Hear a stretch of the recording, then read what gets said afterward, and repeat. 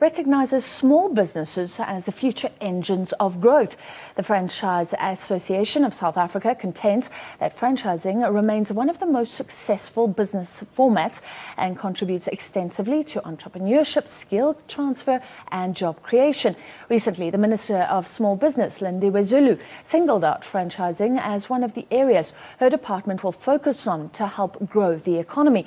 So the focus tonight is on franchising, and I'm joined by the chairman of the Franchising Association of Southern Africa, John Baladakis, who is a multiple store pick and pay franchisee, and Kurt Geneapril, who is a franchisee in Weltevreden Park, running a Jimmy's Killer Fish and Chip Shop. Welcome, gentlemen. John, let's start with you. So despite the bad economy, you say there's research that franchise owners are actually pretty optimistic and doing well. Yes, so the 48% of the franchisees polled in our last franchise survey said that they expect to grow within the next year in sales. And during the course of the 2013-2014 year, our survey revealed that we had a growth of about 900 to 1,000 outlets within franchising, with an average of about 14 people employed in each one of those outlets. Mm-hmm. So we actually grew jobs by about 14,000, 15,000 jobs during the course of that period. That's even better than I've heard of an average of 10. So it's actually quite high. And those are sustainable jobs as Sustainable jobs with people being trained, people being upskilled all the time. Kurt, let me put this to you. The question is, how big is the brand effect? How much more effective is it to have a Jimmy's Killer Fish and Chips above your shop rather than a Kurt seafood outlet? Just tell me about your experience. Definitely, in today's world, everything is about brand. If you look at the bank specifically, Standard Bank, you're not going to go to anywhere to put your money under the mattress. You're going to go to a brand. And it also just opens doors for us as franchisees. It opens doors. Customers come into our stores, and it's brilliant for the brand. Because it is an investment, Yes. and you've got to pick which brand to back. How did you pick? I've been I think I've been passionate about owning my own franchise for many years.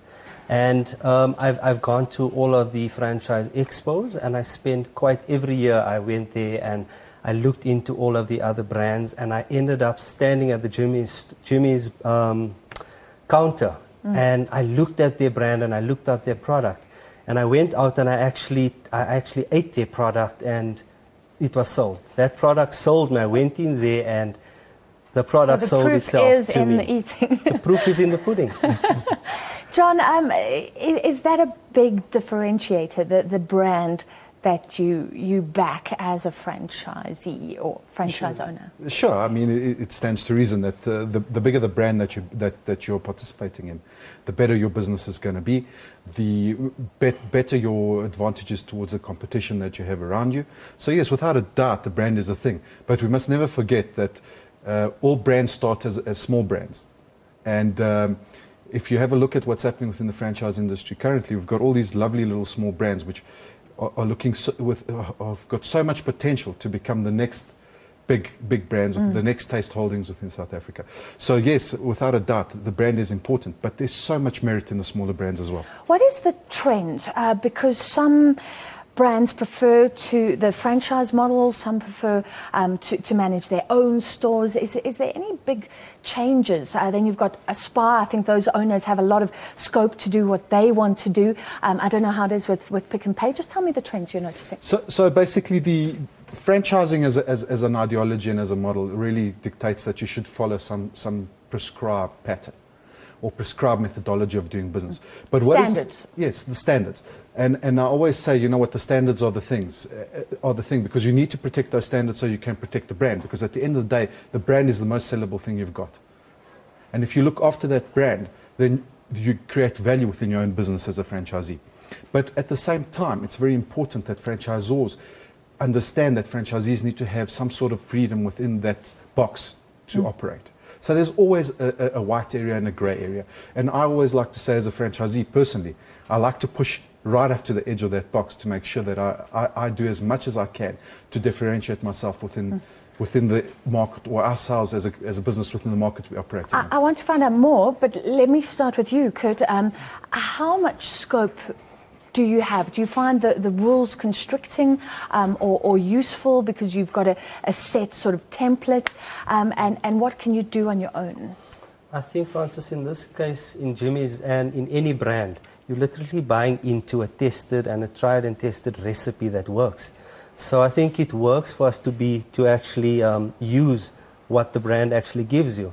In the case of Jimmy's, they're extremely flexible. So they do give us the flexibility to look at our market and look at particular store specials that fit our target audience, which is awesome. And it's not a one brand fits all, or one size fits all approach. Okay, so you've got a few We've got choices. a bit of flexibility. However, it needs to go through the brand. We need to take it to the brand and say they'll do the necessary costing, etc. But if it's a concept that works, and we'll test it in the store, if it works well, it can potentially And are go. they taking your feedback? So all the stores can essentially learn from each other. That's exactly Then it becomes so. a little learning organism, I guess. So tell me your experience then at Pick n Pay. So you've got quite a few stores, I understand. So you can actually build a little empire within a much bigger empire. And what do you try and do? Because of that model, does it allow you to get those multiple stores and learn what works? Yes, sure. So, I mean, it's really about, in our case, expanding our trade area and making sure that we are as competitive as we can be within our area of influence. And Pick n Pay has been fantastic in allowing us to do that over the years. 20 years in a business that's 20 years in the making. So obviously we've had a lot of experience in operating multiple stores, because that's a major issue within the franchising arena. Is franchisees need to develop the competency to be able to run multiple store operations, and that's becoming more and more frequent within franchising in South Africa, and even to the extent that franchisors are choosing to favour that franchisees are able to expand their businesses and add more stores onto their portfolio. Because they know you and trust you. You tried, you tested, you understand the brand, you understand how the brand works. You've got the experience to work within the framework that has been given to you. You've got the experience to be with the customers and offer the customers the correct branding, the correct service, etc. You, I understand, are the first franchisee who's a chair of this Correct. franchising organisation. Yes, FASA. How come it's taken so long for that to happen?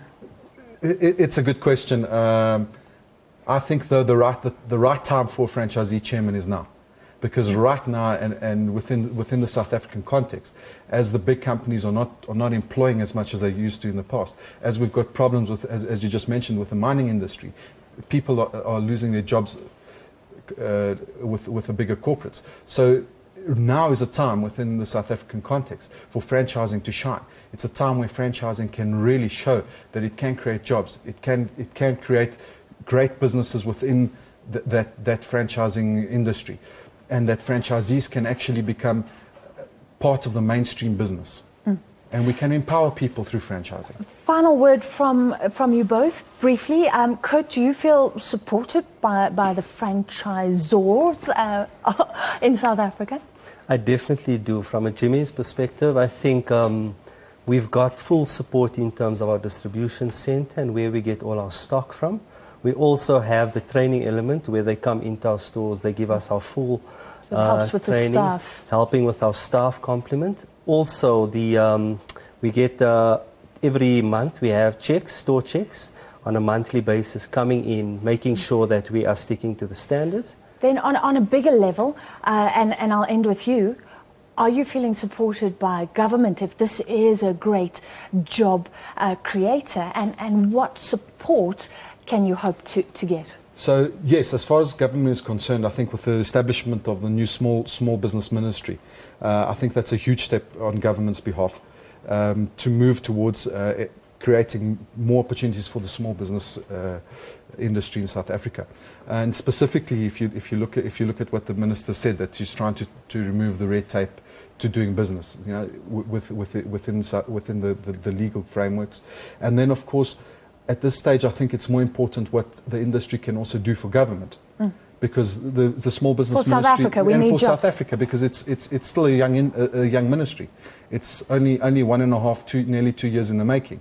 So at this point in time, I think it's important for all business in South Africa to say, how do we support small business within South Africa? How do we empower people? And that's what FASA wants to do during the course of the next year. I like that note to end it on. Thank you, gentlemen. That was the chair of the Franchising Association of South Africa, John Baladakis, and franchise owner Kurt Geneapril.